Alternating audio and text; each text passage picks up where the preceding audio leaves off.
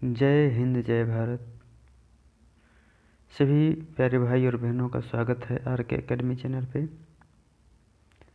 जितने भी भाई बहन टीचर बनने के लिए काफ़ी प्रयासरत हैं और यहाँ तक कि सीटेट एग्ज़ाम क्वालिफाइड करने के लिए रातों दिन मेहनत कर रहे हैं, मैं ऐसे ही टॉप लेवल के क्वेश्चन लेके आया हूँ आपके बीच में। और इस चैनल पे आप अंत तक देखिएगा, सारे वीडियो आपके रूबरू होंगे। बाल विकास संबंधी सभी प्रश्न आपको यहाँ मिलेंगे, तो ज़रूर इस वीडियो को लास्ट तक देखें। तो शुरू करते हैं। एक क्वेश्चन आपके सामने है। पहला क्वेश्चन आपके सामने आया है। पहला क्वेश्चन कह रहा है कि कक्षा शिक्षण में बालकों को प्रेरित करते समय निम्न बातों का ध्यान रखना चाहिए। तो आप सभी इस प्रश्न का आंसर देंगे। आपके सामने चारों विकल्प हैं। पहला विकल्प है बालक की अधिकाधिक कमियां ढूंढना। दूसरा है बालक में आत्मविश्वास की भावना का विकसित करना। तीसरा है बालक से कठिन अभ्यास कराना। चौथा है सभी बालकों को समान रूप से शिक्षा देना। तो आप सभी इस प्रश्न का आंसर लॉक करेंगे। तो इसका सही आंसर होगा दूसरा, बालक में आत्मविश्वास की भावना विकसित करना होता है। अब दूसरा क्वेश्चन आपके सामने। दूसरा क्वेश्चन कह रहा है कि वस्तुओं का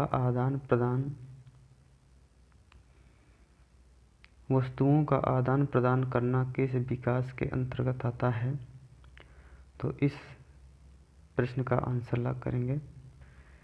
पहला है त्रुटि नियंत्रण का विकास। दूसरा है व्यक्तिगत विकास।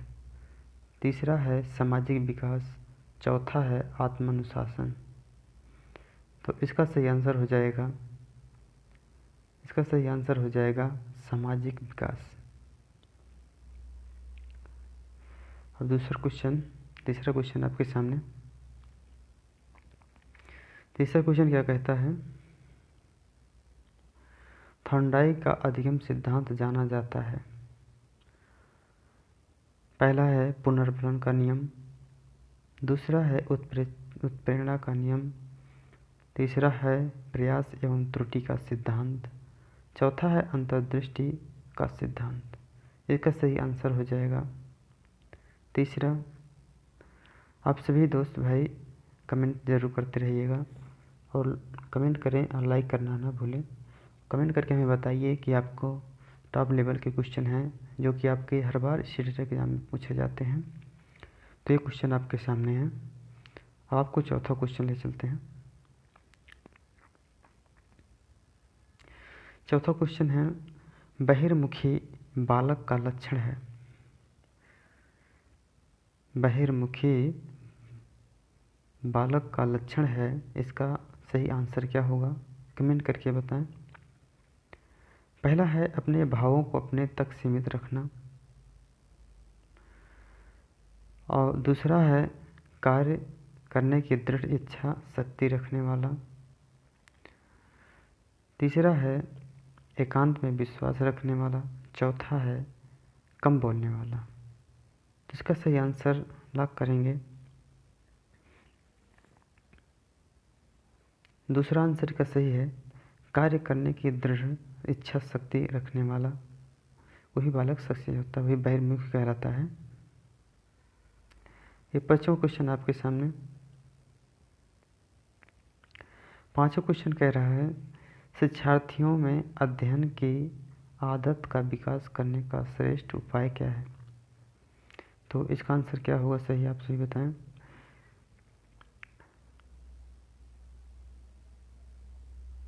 पहला नंबर कक्षा के वातावरण को शांत करना। कक्षा में सजावट करना। कक्षा में महापुरुषों का चित्र लगाना। चौथा है कक्षा की सफाई करना। ये गलत है, ये गलत है, ये गलत है। आपका पहला क्वेश्चन आंसर सही हो जाएगा। छठवां देखते हैं। छठवां क्वेश्चन आपके सामने है। दिवा स्वप्नों में विचरण करने की आदत किस अवस्था में प्रबल होती है? तो ये आंसर आपके सामने है। 4 विकल्प हैं। पहला है बाल्यावस्था में, दूसरा है किशोरावस्था में, तीसरा है प्रौढ़ावस्था में और चौथा है शैशवावस्था में। तो इसका सही आंसर देखिए शैशवावस्था होनी,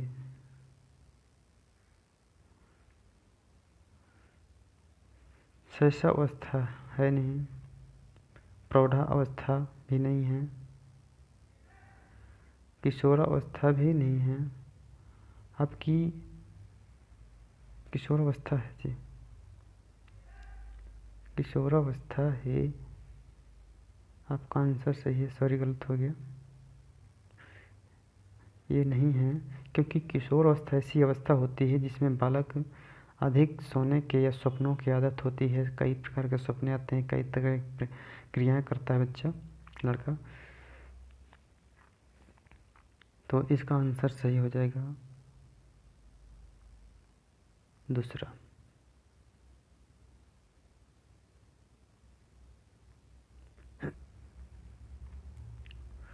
अब 7वां क्वेश्चन देखेंगे, आप सामने हैं। 7वां क्वेश्चन कहता है कि बालकों में रुचि उत्पन्न करने के लिए क्या करना चाहिए? इस प्रश्न का आंसर लॉक करेंगे आप सभी। पहला है रहने की आदत को प्रोत्साहन करना, रहने की आदत को प्रोत्साहन देना, यह हो नहीं सकता। दूसरा है पाठ की पुनरावृत्ति करना, ये भी निगेटिव है। तीसरा है पाठ को बालकों में व्यवहारिक जीवन से जोड़ना, मतलब जिस वातावरण में बच्चा रह रहा हो, जिस एरिया के हिसाब से उसको हिसाब से ढलना चाहिए। ऐसे ही ये क्वेश्चन, इसका आंसर यही सही हो गया और ये भी गलत है। आपका तीसरा आंसर सही है। 8वां क्वेश्चन आपके सामने, बालक दूषित वातावरण में परिवर्तन करने से होता है। इसका आंसर आप लॉक करेंगे, क्या होगा? बालक के दूषित वातावरण में परिवर्तन करने से होता है।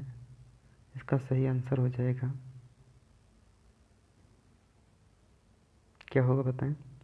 पहला है अच्छी आदतों का निर्माण, अभिरुचि का निर्माण। तीसरा है बुरी आदतों का निर्माण।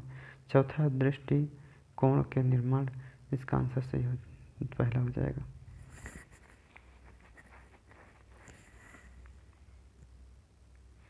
आप सभी कमेंट करते रहिए, यदि आपको कहीं कोई गलतफहमी हो तो बताइए कि ये सर से कुछ गलत है, बिल्कुल हमें बताएं कमेंट करके जी।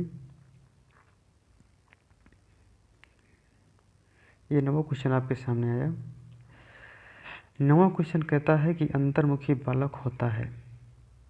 पहला है स्वयं को यथार्थ के अनुकूल ढालने वाला, दूसरा है सभी के साथ मिल कर चलने वाला, तीसरा है एकांत में विश्वास रखने वाला, चौथा है समस्याओं को पारस्परिक रूप से समझने वाला। 9वां आपका क्वेश्चन आंसर है, बताएं सभी आप। अंतर्मुखी का मतलब क्या होता है? जो बालक अपने आंतरिक भाव को, जिसे कहते हैं कोई अपने अंदर कोई सोच रखता है, वो किसी से कोई ज़्यादा मतलब नहीं रहा, गुमसुम रहता है, गुमशुदा रहता है, उसको अंतर्मुखी कहते हैं। वो अपने भाव को दूसरों के सामने प्रकट नहीं करता है, तो ऐसे बालक को ही हम अंतर्मुखी कहते हैं। इसका आंसर सही हो जाएगा। इसका आंसर तीसरा है एकांत में विश्वास रखने वाला। वो अपने आप पर ही ज़्यादातर निर्भर रहता है, वो बहुत कम दूसरों की सुनता है और अपने आप पर ही सारा निर्णय लेता है। ठीक है जी। अब 10वां क्वेश्चन आपके सामने है। 10वां क्वेश्चन है, निम्न में से कौन सी एक समावेशी शिक्षा की विशेषता नहीं है? आप बताएंगे समावेशी शिक्षा की विशेषता नहीं है। तो पहला है देखिए पहला है कक्षा में अभिन्नता का सम्मान करना। ये सही है, ये आपका गलत है, ये आपका गलत है, ये आपका गलत है। आपका पहला आंसर सही हो जाएगा। 11वां प्रश्न आपके सामने है। सीमा हर एक अध्याय को बहुत जल्दी सीख लेती है, लेकिन सीमा सीखने में काफ़ी समय लगाती है। यह विकास का कौन सा सिद्धांत है? इस प्रश्न का आंसर लॉक करेंगे। हाँ, आप सभी करते कमेंट करके बताइए जी, कमेंट करके बताते रहिए। देखिए पहला है निरंतरता का सिद्धांत, ये गलत है। दूसरा है व्यक्तिगत भिन्नता, यही सही है, ये गलत है सभी। आपका दूसरा क्वेश्चन आंसर सही हो जाएगा। ये रहा है आपके सामने 12वां प्रश्न। 12वां प्रश्न कहता है कि प्राथमिक विद्यालय में बालकों के गणितात्मक कौशल ज्ञात करने में सहायक नहीं होता। तो इसका सही आंसर आप बताएंगे। देखिए पहला है अभ्यास, दूसरा है अधिप्रक्रिया, तीसरा है हस्तलेखन और चौथा है अवांछनीय विश्राम। यही आपका आंसर हो जाएगा। ये सारे गलत हैं, मतलब निगेटिव पूछता है, नहीं है, ये सारे पॉजिटिव हैं। लेकिन प्राथमिक विद्यालय में बालकों के गणितात्मक कौशल ज्ञात करने में सहायक नहीं है। ये अवांछनीय विश्राम ये बच्चों के उसमें सहायक नहीं है जी, ठीक है। अब ये 13वां क्वेश्चन आपके सामने। शिक्षा का वो स्वरूप जिसमें बालक की आवश्यकता, रुचि एवं क्षमता को ध्यान में रखकर उसमें अनुशासन, स्वावलंबन आदि गुणों का विकास किया जाता है। तो इस प्रश्न का आप आंसर देंगे, क्या होगा? नहीं, आप सभी लोग कमेंट करिए। देखिए पहला है शिक्षा केंद्रित शिक्षा। दूसरा है, सॉरी यहाँ पे हमने तीसरा ही डाल दिया है। दूसरा है काम केंद्रित शिक्षा, तीसरा है बाल केंद्रित शिक्षा, चौथा है पाठ्यक्रम केंद्रित शिक्षा। तो इसका सही आंसर हो जाएगा काम केंद्रित शिक्षा।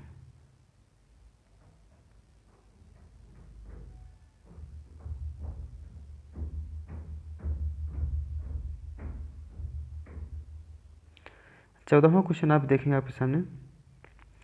हाँ जी, कमेंट करके बताइए।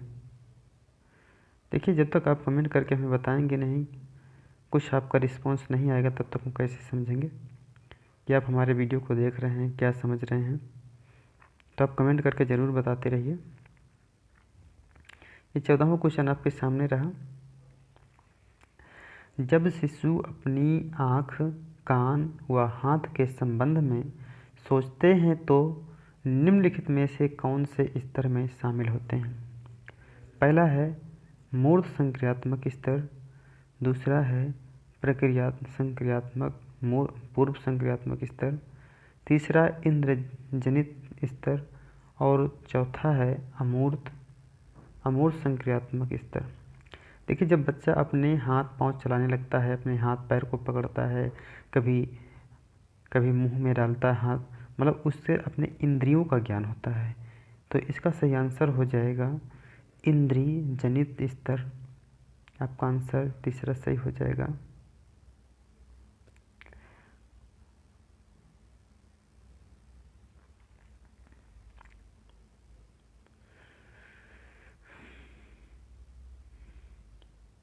अब ये 15वां क्वेश्चन आपके सामने है।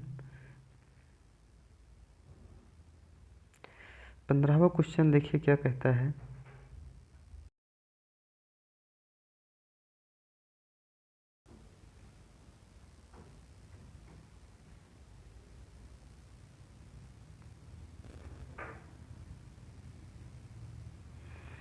पंद्रहवां क्वेश्चन कहता है परिचित वस्तुओं को इस्तेमाल करने के लिए नए तरीकों को सोचने समझने में अक्षम होने को क्या कहते हैं? ये प्रश्न आपके सामने है, इसका सही आंसर देंगे आप। लास्ट क्वेश्चन है, इसका आंसर आप सभी दें। हाँ बताएं।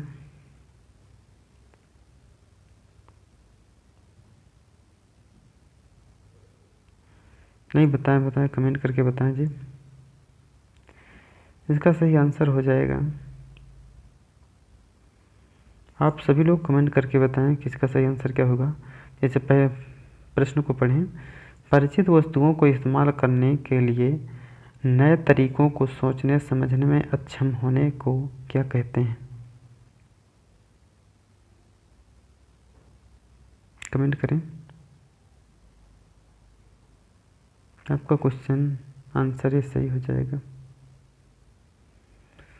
तो दोस्तों, हमारा वीडियो आपको कैसा लगा? यदि हमारे चैनल पर नए आए हैं तो हमारे